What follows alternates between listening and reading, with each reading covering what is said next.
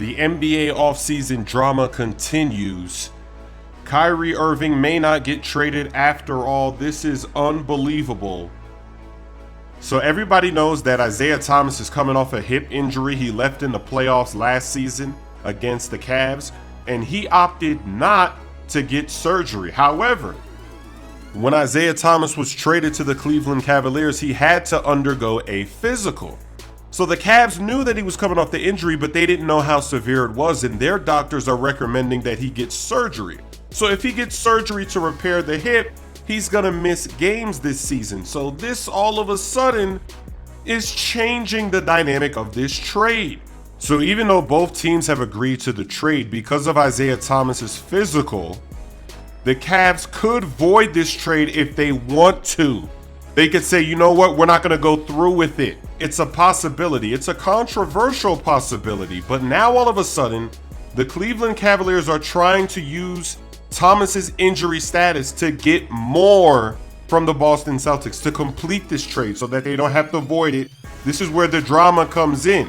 Because when the trade was first announced a few days ago, some people said the Cavs ripped off the Celtics. Some people said the Cavs won the trade, they got a steal.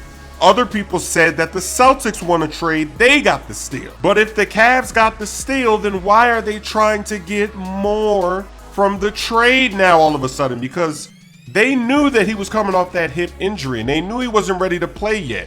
The Celtics finessed the Cavs with this trade. So it's going to be very interesting to see if it goes through, if there's some type of appeal, if the Cavs try to void it, if the NBA lets them void it. This is going to be very interesting. The drama is unbelievable because right now the Cavs are admitting that they'll take this player, Isaiah Thomas, even though he's injured, if they can get more from the trade.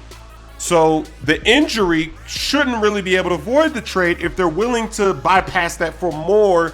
You see the dilemma? The Cavs got finessed. I told you this happened when the trade happened. A lot of you were in denial. A lot of articles came out and analysts were saying that the Cavs got the better end of the deal. You've been exposed now.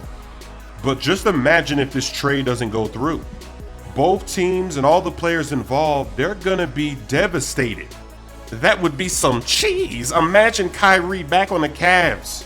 Just imagine the chemistry between LeBron James, and then imagine Isaiah Thomas. His franchise traded him. He was dancing when they got Gordon Hayward, and then they traded him. And so was Jay Crowder. He was wearing Cleveland Cavaliers gear. This is hilarious. And the funny thing is, apparently Isaiah Thomas is not even running right now. In his recovery, he doesn't even run at this moment.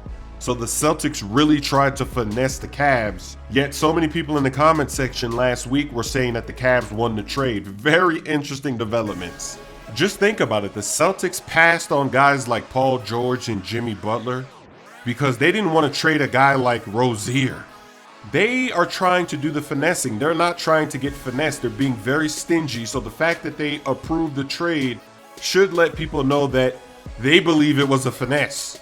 So if this trade doesn't go through, this is the most epic shot clock cheese that we've seen in quite some time, huh?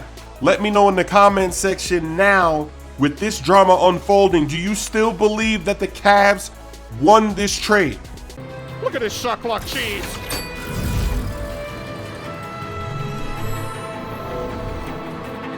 Follow the power lines. There must be a weak point.